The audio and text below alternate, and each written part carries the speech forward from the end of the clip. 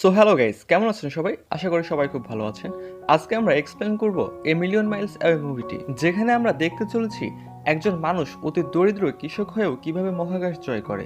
এবং আমি নিশ্চিত করে বলতে পারি যে মুভিটি দেখলে আপনিও মোটিভেট হবেন। এবং আরও একটি ইন্টারেস্টিং ব্যাপার হলো মুভিটি সম্পূর্ণ সত্য ঘটনা অবলম্বনে নির্মিত, মানে একজনের বায়োপিক আর কি। তো চলুন আর কথা না বাড়িয়ে মুভিটি শুরু করি। মুভির শুরুতে আমাদের 1969 সাল দেখানো হয়, যেখানে একটি ছেলে ভুট্টা বাগানে শুয়েছিল। ছেলেটির নাম জস হের্নান্ডেজ এবং সেই আমাদের মুভির নায়ক। এরপর সে সবার থেকে বিদায় নিয়ে তার বাবা মা এবং 3 ভাই বোনের সাথে ক্যালিফোর্নিয়ার উদ্দেশ্যে বেরিয়ে পড়ে। এখানে উল্লেখ্য যে তার বাবা মা এবং তার 4 ভাই বোনই কৃষি কাজ করে। পরের দিন সে ক্যালিফোর্নিয়ার একটি নতুন স্কুলে ভর্তি হয়েছে, যেখানে ম্যাম তাদের কিছু ম্যাথ জিজ্ঞাসা করে এবং জস সেগুলোর উত্তর খুব দ্রুত দিয়ে দেয়, মানে সে খুবই মেধাবী একজন ছাত্র। এরপর সিন শিফট হয় এবং আমাদের দেখানো হয় জস তার ফ্যামিলির সাথে একটি আঙুর বাগানে কাজ করছে, আবার পরের দিন স্কুল করছে, আবার কৃষি কাজ করছে। মানে আমাদের বোঝানো হয় যে তার লাইফ স্কুল আর কাজ এই দুটোর মধ্যে দিয়েই যাচ্ছে। এর পরের দিন ক্লাসে ম্যাম তাদের একটা হোমওয়ার্ক দেয় যে বড় হয়ে কার কি হওয়ার স্বপ্ন সে ব্যাপারে কিছু লেখার জন্য। তো ক্লাস শেষে জস তার ম্যামকে জিজ্ঞাসা করে যে আকাশে তারা কেন থাকে। তার ম্যাম তার এই কথা শুনে তাকে বলে যে আমি জানি তুমি তাদের মতোই একজন যে এই প্রশ্নের উত্তর নিজেই বের করতে পারবে। আর এই সেম কোশ্চেন যদি আমরা আমাদের টিচারকে জিজ্ঞাসা করতাম তো ছাড়ি দিয়ে বলতো ছোট মানুষের এগুলো দেখি কাজ পড়তে বসেছ। তো যাই হোক, এরপর টিভিতে দেখানো হয় যে অ্যাপোলো 11 প্রথম চাঁদে যাওয়ার জন্য রওনা দিচ্ছে, যেটা জস এবং তার পরিবারের সবাই দেখছিল। আর এটা দেখে আমাদের নায়কের খুবই ভালো লাগে, কারণ সে আজ প্রথম জানতে পারলো পৃথিবী থেকে মহাবিশ্বে যাওয়ার জন্য কোনো না কোনো একটা ব্যবস্থা রয়েছে। আর তার পরের দিন তার বাবা মা আবার অন্য কোথাও যাওয়ার জন্য তৈরি হতে থাকে। তখন সেখানে জসের স্কুলের ম্যাম আসে এবং জসের বাবা মাকে বলে যে আপনারা এভাবে এক জায়গা থেকে অন্য জায়গায় গেলে জসের পড়ালেখার ক্ষতি হবে অনেক।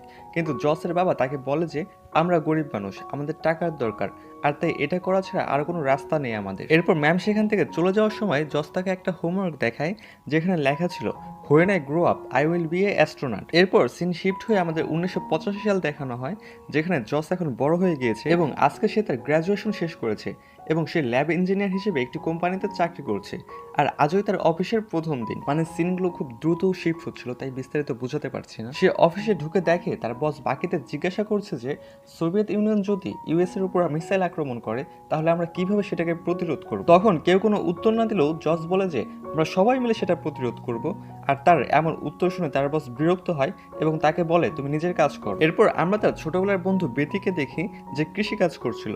তো জস গিয়ে তার বন্ধু বেতির সাথে রাশিয়ার মিসাইল অ্যাটাক কিভাবে প্রতিরোধ করবে সেই ব্যাপারে কথা বলছিল, কিন্তু বেতি জসের কথার আগামাথা কিচ্ছু বোঝেনি। পরের দিন অফিসে গেলে নাসা থেকে তার কাছে একটা অ্যাপ্লিকেশন আসে, মানে জস নাসাতে জবের জন্য অ্যাপ্লাই করেছিল, কিন্তু নাসা সেটা অ্যাকসেপ্ট করেনি। এরপর রাতে সে বাসায় আসলে তার মা তাকে বিয়ের কথা বলে, কিন্তু জসের এগুলো শোনার মুড ছিল না, তাই সে তার বাবার সাথে বিয়ার খেতে যায়। বাট তার বাবাও তাকে বলে যে তোমার পড়ালেখা করানোর জন্য আমরা আমাদের বাড়ি বিক্রি করে দিয়েছি, কিন্তু তুমি এখনো আমাদের কিছুই দিতে পারোনি। জস তখন বলে আপনি সবসময় কেন আমাকে দোষারোপ করেন। এরপর সে রাতে নাসাতে চাকরির জন্য আরো একটি অ্যাপ্লিকেশন লিখে, আর পরের দিন জস তার গাড়িটি সেল করে নতুন একটি গাড়ি কিনতে চায়।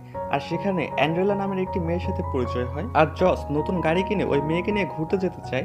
বাট অ্যান্ড্রেলা বলে আমিও যেতে চাই, তবে তোমার আমার বাবার সাথে কথা বলতে হবে আগে। এরপর রাতে সে অ্যান্ড্রেলার বাসায় আসে এবং অ্যান্ড্রেলার বাবা চাচারা মিলে তাকে এমন আজব আজব প্রশ্ন করে যেটা শুনে জস নার্ভাস হয়ে যায়। এরপর অ্যান্ড্রেলা জসকে বলে যে আসলে তুমি একজন ইঞ্জিনিয়ার, আর তাই তারা বুঝে উঠতে পারেনি তোমাকে কি প্রশ্ন করা উচিত। এরপর আমাদের দেখানো হয় জস তার অফিসের কোনো কিছু ফটোকপি করছে, আর ফটোকপি করার জন্য সে আরো সহজ একটি আইডিয়া বের করে, কিন্তু সেটা তার বসকে বলতে গেলে তার বস কোনো পাত্তাই দেয় না। এরপর সেখানে রিসিপশনিস্ট এসে জসকে ঝাড়ুদার মনে করে এবং বলে যে 532 নাম্বার রুমে ঝাড়ু দিতে হবে, তুমি গিয়ে দ্রুত ঝাড়ু দিয়ে দাও। আর তখন জসের মনে পড়ে যে তার কাছে তো 532 নাম্বার রুমের চাবি আছে, আর তাই সে দ্রুত গিয়ে এক্সরে লেজার মেশিনে একটি ফটোকপি করতে থাকে। তখন তার বস আসে এবং জিজ্ঞাসা করে তুমি এগুলো কি করছো।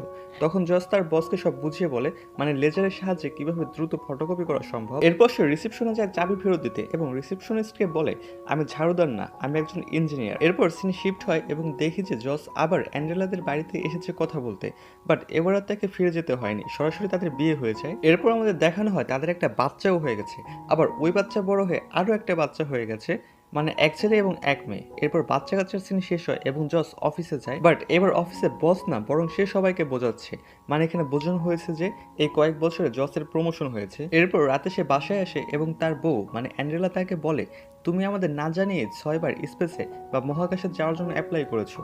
তো এরপর তাদের মাঝে ঝগড়া হয় আর জস বাসা থেকে বের হয়ে আসে এবং তার বন্ধুর সাথে ড্রিঙ্কস করে। এরপর ড্রিঙ্কস শেষ করে আবার যখন বাসায় ফিরে তখন অ্যান্ড্রেলা জসকে জিজ্ঞাসা করে যে এর আগে যারা স্পেসে গিয়েছে তাদের কি এমন আছে যেটা তোমার কাছে নেই। তখন জস বলে আমি জানি না, এর আগে যারা গিয়েছে তাদের মধ্যে কিছু আর্মি ছিল, ডক্টর ছিল, বিজ্ঞানী ছিল, ইঞ্জিনিয়ার ছিল এবং কিছু পাইলটসও ছিল। এরপর জস নিজেকে প্রস্তুত করার জন্য বিমান চালানো শিখে, সাঁতার শিখে, কিন্তু তবুও নাসা তার অ্যাপ্লিকেশন অ্যাকসেপ্ট করে না। আবার অন্যদিকে জসের আরও একটা বেবি হয়ে গেছে, তার বউ আবার প্রেগনেন্ট, মানে এবার একালি পূর্ণ হলো। এভাবেই তার দিন পার হচ্ছিল, মানে অফিস, ট্রেনিং আর সংসার। এরপর আমাদের 1999 সাল দেখানো হয় আর এবার জস নিজে রাশিয়া এসেছে তার অ্যাপ্লিকেশন জমা দেওয়ার জন্য। আর রাশিয়া আসার পর রাতে জস যখন অ্যান্ড্রেলাকে ফোন দেয় তখন সে জানতে পারে জসের আরও একটা বাচ্চার বাবা হয়েছে। এর পরের দিন সে নিজে নাসার ট্রেনিং সেন্টারে আসে এবং সেখানের হেডের সাথে কথা বলে।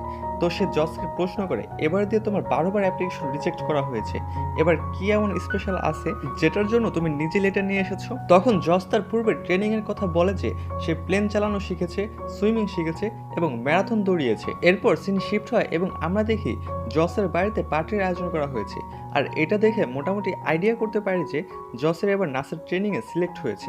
আর এরপর অ্যাপ্লিকেশন ফর্ম আসে এবং কনফার্ম হয়ে যে জসের সত্যি সিলেক্ট হয়েছে। আর এরপর ট্রেনিংয়ের জন্য তাকে রাশিয়া যেতে হবে, আর তাই সে সবার থেকে বিদায় নেয় এবং তার গাড়িটা তার বন্ধু বেতিকে গিফট করে যায়। এরপর সে ফাইনালি নাসার ট্রেনিংয়ের জন্য যায়, সেখানে তাদের ট্রেনিংয়ে সব কিছু বুঝিয়ে দেওয়া হয় এবং একটি মেয়ের সাথে পরিচয় করে দেওয়া হয় যার নাম কেসি এবং সেই জসদের ট্রেনার এবং সে নিজেও একবার স্পেসে গিয়েছে। এরপর তাদের ট্রেনিং শুরু হয়, যে ট্রেনিংগুলো ছিল অনেক কষ্টকর, যেমন অক্সিজেন ছাড়া পানির নিচে থাকতে হবে ইত্যাদি ইত্যাদি অনেক। এরপর রাতে বাসায় গেলে তার কাছে কল আসে যে তার বন্ধু বেতি গাড়ি অ্যাক্সিডেন্টে মারা গিয়েছে। পরে জস তার বন্ধুর শেষ সমাধি দিতে যায়। এরপর সিন শিফট হয় এবং সেখানে জস একটি ফাইটার জেট চালাচ্ছিল এবং তার বস তাকে যখন ল্যান্ড করতে বলে তখন সে ল্যান্ড করতে গিয়ে গোলমাল করে ফেলে, তবে মারা যায় না। এরপর বস তাকে বলে যে এভাবে কাজ করলে হয় ছেড়ে দাও আর না হয় বাকিদের থেকে আলাদা হয়ে যাও।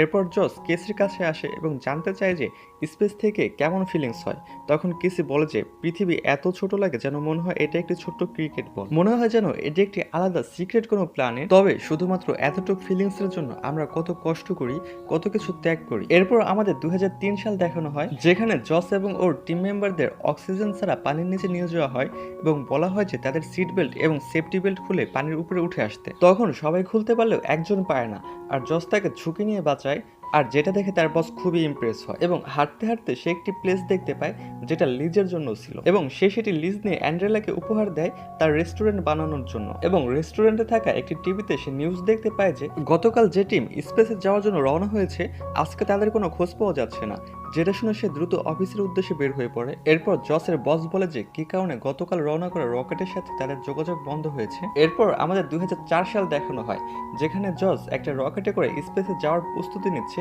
এরপর জসকে তার স্যার এসে বলে তোমার সাথে ফ্লাইট প্রোগ্রামিং ডিরেক্টর কথা বলতে চেয়েছে এবং পরে ফ্লাইট ডিরেক্টর তাকে বলে যে নাসা খুব দ্রুত একটা স্পেস রকেট লঞ্চ করছে, আপনি কি সেখানে জয়েন করতে প্রস্তুত এবং আপনাকে সেখানে দ্বিতীয় মিশন স্পেশালিস্ট বানানো হচ্ছে। তখন জস রাজি হয়ে যায়। এরপর তাদের নিয়ে একটা প্রেস কনফারেন্স করে, যেখানে এক সাংবাদিক তাকে জিজ্ঞাসা করে যে আপনি কি ছোটবেলায় একজন কৃষক ছিলেন আর কৃষক হয়ে এত বড় স্বপ্ন কেন দেখলেন। তখন জস বলে যে হ্যাঁ, আমার পুরো পরিবার কৃষিকাজ করতো আর আমি কৃষক হয়েও এর থেকে বড় স্বপ্ন দেখতে প্রস্তুত। এবং এরপরে সে তার পরিবারের সবার থেকে বিদায় নেয়। এরপর সেখানে অ্যান্ড্রেলা আসে কথা বলতে এবং জসকে বলে যে তোমার জন্য একটা সারপ্রাইজ আছে। আর এরপর আমরা সেখানে জসের ছোটবেলার সেই ম্যামকে দেখতে পাই, মানে জস যাকে বলেছিল যে when I grow up I will be a astronaut. আর এরপর ফাইনালি সেই দিন চলে আসে, নাসা আজকে রকেট লঞ্চ করবে স্পেসের উদ্দেশ্যে। তখন জস তার পাস্ট মনে করতে থাকে, একজন সাধারণ কৃষক হয়েও সে হাল ছাড়েনি। এবং এরপর জস এবং তার টিম মেম্বাররা রেডি হয়ে রকেটে যায় এবং এরপর ফাইনালি রকেটটি লঞ্চ করে স্পেসে যাওয়ার উদ্দেশ্যে। এরপর সে স্পেসে পৌঁছে যায়। এরপর আমাদের রিয়েল জোসি ফার্নান্ডেজের কিছু ভিডিও ক্লিপ এবং পিকচার দেখে মুভিটি শেষ করা হয়। এই মুভির সিনগুলো এত দ্রুত প্লে হচ্ছিল, মানে এটা খুবই বাজে লেগেছে আমার কাছে। আসলে বায়োপিক টাইপ মুভিগুলো এমনই হয়, কোনো অ্যাকশন বা থ্রিলিং কিছুই থাকে না, মানে সাদামাটা একটা স্টোরি থাকবে, এটাই স্বাভাবিক। তবে জসের মুভি থেকে আমাদের অনেক কিছু শেখার আছে। সে একজন কৃষক হয়েও কখনো হাল ছাড়েনি, সে তার অদম্য ইচ্ছা এবং পরিশ্রমের মাধ্যমে প্রথম কৃষক যে মহাকাশ জয় করেছে। একজন মানুষের লক্ষ্য এবং কঠোর পরিশ্রমই পারে তার সফলতা অর্জন করে দিতে। সো যাই হোক, ভালো থাকবেন, সুস্থ থাকবেন, টেক কেয়ার, আল্লাহ হাফেজ।